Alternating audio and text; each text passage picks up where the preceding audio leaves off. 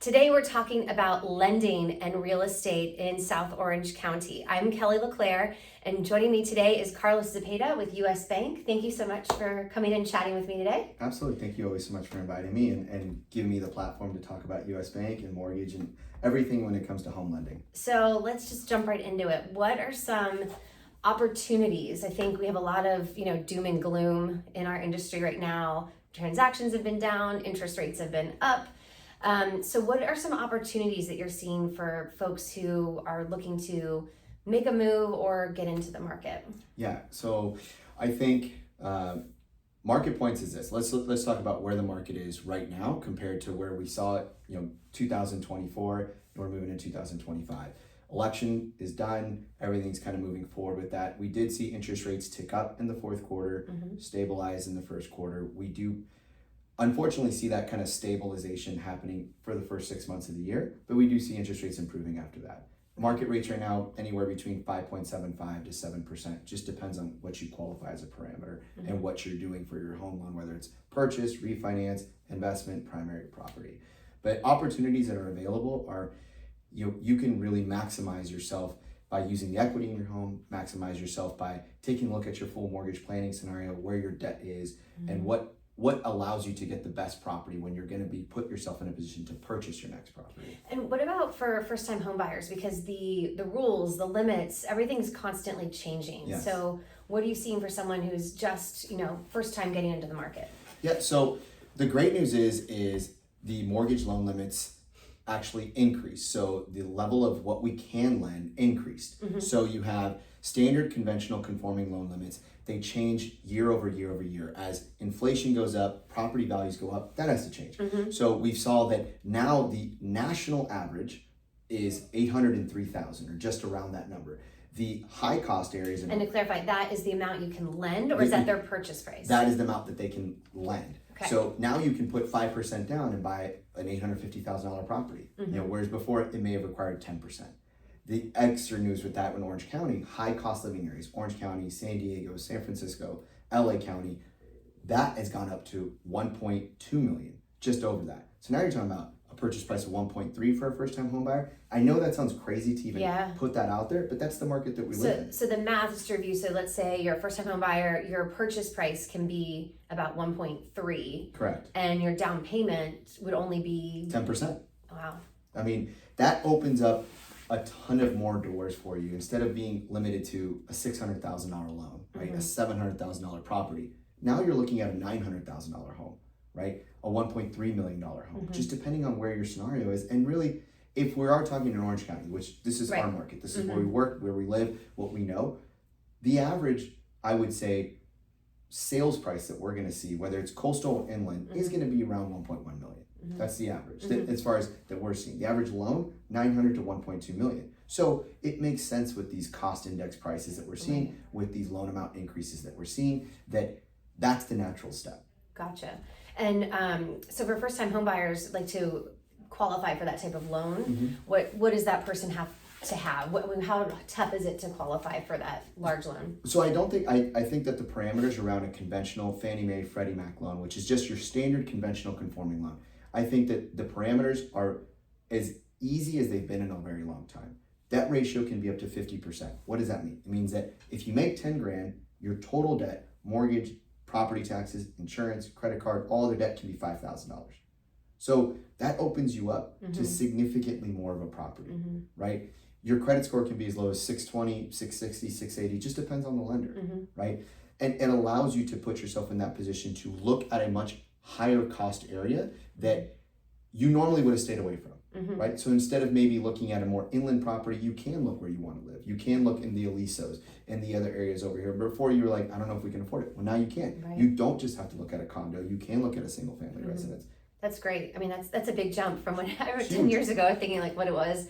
Well, I mean, the number just keeps going up. If we really look at it, I mean, from 2009, 417,000, right, to 2025, 800 plus thousand. Right. I mean, that's a huge jump. Huge increase. But it makes sense because property values have just gone up so much, and especially the last 5 years. So that's good news to hear that the numbers are kind of sticking with the trend of the value of homes as well. Yeah. Because I know a lot of first-time home buyers are just feel very defeated, that Yes. prices are so high, they can't afford anything.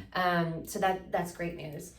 The other thing that I'm seeing, and I'm sure you're seeing too, especially with younger generations, is cryptocurrency. Yes. And I've seen it happening a little bit, people trying to use it either to qualify, but explain to me, you're saying with cryptocurrency can come into play, Yes. but it has to go towards your down payment. So Yes. explain that a little bit. Of course. So look, we've all seen cryptocurrency take a meteoric rise in the last 6 months. Okay? Yeah. It's at like 125%, some average number like that. So banks, lenders, the mortgage industry has had it wrap itself around how are we going to allow to use that? Now, there's some institutions like a bank that's going to be a little bit more strict versus just your traditional mortgage lender. But the fact is we all can allow it to use. It just has to be liquidated. So if, for instance, if somebody has $100,000 sitting in Robinhood in a cryptocurrency and that's their down payment, before it was iffy, can we use it? How do we use it? Do I want to use it? Now it's as simple as let's liquidate that. You can put that actually in a Robinhood account, in a savings account. There's very few banks that are going to require a seasoning requirement with that. And that money seasoning is leaving it in an account for a certain amount of time. Correct. Normally you would want to see something like that. The old rule was 60 days. Right. That's, well, if your money's earning 25%. You want to wait till like a week before closing. Correct. Right. Just like anything. So I would say the easiest comparison now is to look at it is they're treating it as a security. They're treating it as a stock. Okay. Now there is more to it than that documentation, but each individual scenario is going to have its individual conditions to it. So I would say leave that part to an individual conversation. But the good news is the broad term is that what we can paint that broad brush across is it is usable, it is allowable, and that does open up a significant amount more of an opportunity. Because again, if somebody had 25,000 and now they have 75,000, it's a pretty big jump. Gotcha. And just when you're doing your own planning, just to think of that as going towards your cash to close when you do go to purchase your house. Correct. Yeah, you don't want to consider it as a reserve requirement or anything else. It's just going to be used towards your cash to close. Okay, that sounds good. Another thing we want to talk about, because we're seeing, a lot of reasons why people are selling these days is life events. It's death, divorce, job relocation, more kids, need more space, but the like to move or would like more space buyers and sellers, we're not really seeing that. Correct. So when you see someone who is kind of forced in a position, they have to make this move, they have to sell, they have to buy. Right. What are some silver linings there of, they have to jump into it. So how do you kind of explain this to clients to kind of lessen the blow of your payments going up, your interest rate is higher than it was a few years ago? Right. How do you coach clients through that? So my team specifically, we do what's called a mortgage planning session, right? We don't just look at this as a transactional process. We will look at it and sit down with you and talk to you about every aspect of, let's find out the why and really get granular on that why. Let's say, for instance, this life event is a job opportunity. Well, that job opportunity is likely going to give you a pay increase, 10, 15, 20%, hopefully. Let's just say it's 10%. So we talk that through and we look at the value of, yes, you do have a property right now, but if we're trying to retain that property and that's holding us back from getting a better life opportunity, is that property really giving us the best opportunity? That's step one, right? We get through that. The second step from there is let's talk about where do we want to go? How do we want to look at this property? The truth is most of us bought these properties pre-COVID, okay? And none of us anticipated to have this huge jump in value. But the truth is, if you got yourself into the game, which you did the right thing, and you put yourself in the best opportunity, that's allowing you and affording you that opportunity to go and make this aggressive leap. Simply talking about the life opportunity of a new job, okay? There's other opportunities that happen in life and other things that happen in life that are events that aren't as fortunate. A death happens. More frequent, unfortunately, a divorce happens. If the divorce is going to happen, the asset more than likely is going to have to be divided, okay? Can somebody take that loan on and assume it? Sure, we can have that conversation. But if the truth is that we have no way of retaining that home, I think the best opportunity is to mortgage plan and coach that through and talk about where is all the debt and what's the best use of that equity.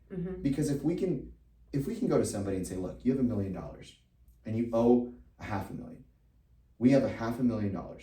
we can use that and buy something and leave yourself in a better opportunity, that's great. Mm-hmm. But in some of these cases, somebody has $1 million, they're selling it for 3. Now they have 2. Mm-hmm. So I even tell them, from a mortgage person, of course I want a loan, but if we can go and buy something and wait till things stabilize for yourself, wait till the emotional part of it settles down, Mm-hmm. because that takes a huge toll on somebody. A divorce, a death, life is changing. Right. If you can go and buy something cash, first off, you're going to get a much better deal from a real estate standpoint. Mm-hmm.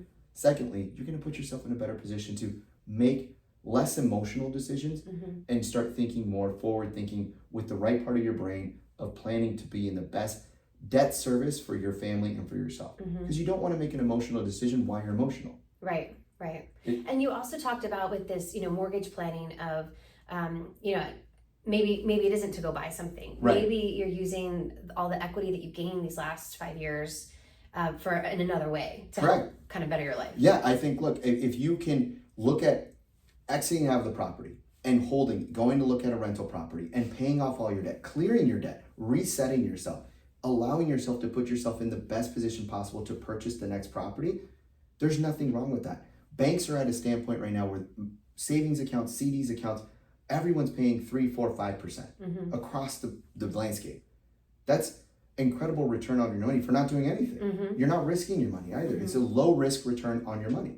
So your money's earning interest for you versus you're double leveraging yourself. You're putting yourself in a stressful situation. So let's take the negative life events that happen, a death or a divorce. No one can tell me that weight of that is not having a negative impact on them. Right. So then on top of that, you're going to increase your debt load. Yeah. I mean, that just seems to me like a lose-lose scenario. Mm-hmm. And that's unfortunately what we do start seeing when things like that happen. The worst case scenario happens. Short sale, foreclosure, Mm-hmm. even worse, distressed sale. Mm-hmm. Absolutely. Any other trends that you're seeing with your clients that you think would be helpful to share with everybody, or some good advice as we're entering the 2025 market? Yes, I would say, look, the idea to hold and wait for better rates, we have to get off that train. Better rates will come. Mm-hmm. There's no question. At some point. At some point. Just don't know when. The betting person would say 6, 12, 18 months. Okay. But it's not as if interest rates are at this 8, 9%. Interest rates right now, like I said, 5.75 to 7%, depending on who you are. Mm-hmm. Okay, that's better than where we started, and that's pretty on average. If you can get a 6.25, 6.5% rate, it's not the end of the world. Mm-hmm. The other thing that we should start doing is let's take a look at your full spectrum of where you are right now. Let's look at your credit card debt. Let's look at your car loans. Let's look at your student loans. Let's look at everything else before we go and keep saying I have this 3%. I'm going to keep it forever. Right. Well, what if the other debt is $4,000 and by refinancing and clearing all that stuff off, you save $4,000? The monthly increase is going to be $1,500, but you saved $4,000, so you're positive cash flow, Mm-hmm. and you're not paying 30% interest to credit cards. You're not paying 25% to the IRS. Right. You're not paying 10% to your student loans, 8% to your car financer. Mm-hmm. None of these things make sense to do. Mm-hmm. So that someone can come to you and you can kind of map out a way to do that. 100%, and that's what we're really doing with a lot of our clients. We're mapping out a way to put them in success to purchase a property Mm-hmm. by refinancing their current property. We're also mapping out a way to, if they really truly want to retain this property, why not retain the property today at 6.25%, pay off all your debt, Mm-hmm. and then in 18 months refinance it to 5.5%. Mm-hmm. And you've paid off all that debt, so you're preparing to look like a better buyer. Correct. For the next. Because I always tell purchase. people, from a person that owns investment properties, cash flow is great, but if your other outgo is eating your cash flow, Mm-hmm. you're not cash flowing, Mm-hmm. no matter what you want to tell yourself. Yeah, so, absolutely. the way to really, it's a game of Monopoly, right? Right. If you run out of money, you eventually have to put the properties on the table and you lose, Right. right? But if you can retain money Yeah. by not having leveraged debt, being over leveraged, Mm-hmm. right? You pay off all your debt. You use your property for the right way. Mm-hmm. And So you can stay in that house, yes, kind of clean up your side of the street, Yes, right? And yeah. then in 18 months or whenever rates drop. something yeah. happens, Yeah. then you're more qualified. Yeah, for the and next again, one. think of it this way: if you want to retain that property, and you go and you contact Kelly and say, Kelly, I have a $2 million home. I'd like to retain it. We're going to go look at a $4 million home. What you talk to Carlos, because we did this planning Mm-hmm. in 12 months, 6 months, however, some of these things can happen in 60 days as well. Right. You have no debt. Right. So you can hold on to that other property, right? Because all those numbers add up, right? Because the credit card, all those debts everything add adds up, and yeah. now it's eating into that debt ratio. So that is a good way to think of it. If you are in a property, you want to hold on to it as a rental property, do your homework now, talk to you, kind of set out that year or 18-month plan. Correct. And you'll be in a better position to keep it when you go on to make the next purchase. Absolutely. I think that if we can get off the conversation of I need to see rates at a better position and be more into the conversation I need to be in a better position, I think there'll be more transactions. Because like you said, we'd like to move buyers and sellers are not there yet.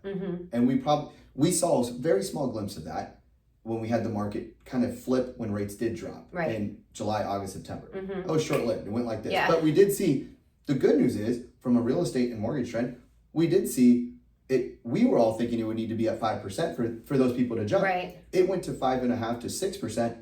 And that everybody was happier. Everyone got off that fence and transactions started happening. There was more listings, there was more availability. It did seem to be that we're not going to need this big jump for more properties to be available. But would you not rather be in a ready to go position than I need to find out position? Exactly. And not waiting for that announcement from the Fed or wherever you get your financial news of, you know, oh wow, now it's a number, now I'm going to start preparing when you haven't done your homework ahead of time. Correct. And I also wanted to bring up, you mentioned this earlier, that a lot of the banks, US Bank included, the rates are better if you move cash into your institution. Can you explain that a little bit? Of course. Look, the advantage of working with US Bank, a retail banking institution, is going to be the fact that, one, it's our own money that we're circulating and using. With that being said, we're also taking in money and circulating that. So we are now advertising and offering that if a client does have assets that we can take on, we can lower their monthly obligation on their mortgage. Move $100,000, you would get an eighth lower on the rate. $250 gets 0.25%. $500,000, 3/8, and so on and so on and so on. That's a much bigger perk than it's been in the past. It's huge. Before you would get $500 or $1,000. You know, and then it's done, right? Now, and again, with these price points, right, if someone's looking at, okay, well, what is 0.25% really going to do? Well, we live in Orange County. So when you're financing $1.5 million, that saves you $300 a month. That $300 goes, and is that for the life of the loan, or is that just like a 1 year? No, that's the whole time. The whole time. That's huge. And now you're also coded within that bank as an affluent client, as a wealth management client. So the opportunities beyond that go better checking account services, better financial services, better debt services, better process through the bank. That's the way it's always been with any institution, right? The more money you invest with them, the more opportunities they afford you. Now, all these institutions are starting to get, specifically US Bank, their hands around everyone. Not just the super wealthy, not this person that's investing 3, 4, 5 million. No, let's talk about the client that has 100,000. Let's put our arms around everybody so that we can better serve that client, because that client may have 100,000 to invest today, but they could have 2 million to invest tomorrow. Right. And if in order for us as a bank, me as a mortgage lender, to earn that business, we have to start where they are today.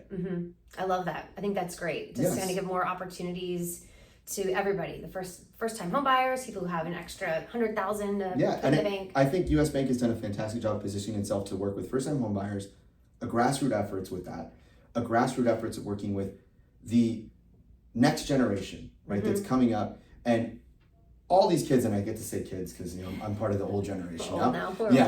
Get to say that, you know, look, they're having good jobs. They're making more money than when we started working, and we need to put our arms around them. We need to show them. And the truth is, the trend that we have, that you and I really didn't talk about, is baby boomers are obviously, they're sunsetting, however you want to interpret that, right?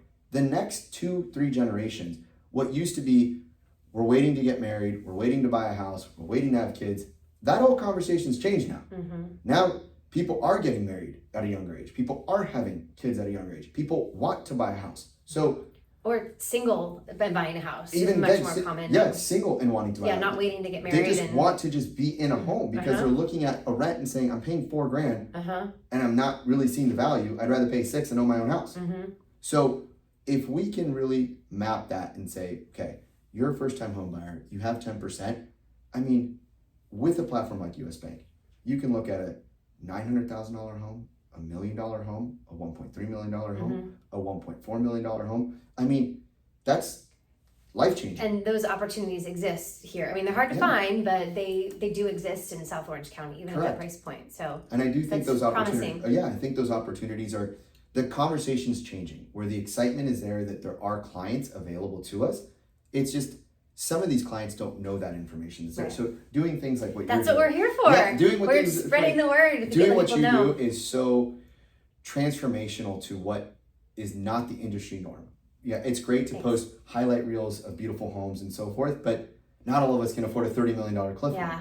All of us want to know, how do I get myself from point A to point B? Right. Well, and that's what these conversations, I think, it's just what people are asking. Like what clients ask me, or common questions that I have, and I just think it's more useful to bring in experts and have a conversation to spread the word and educate clients.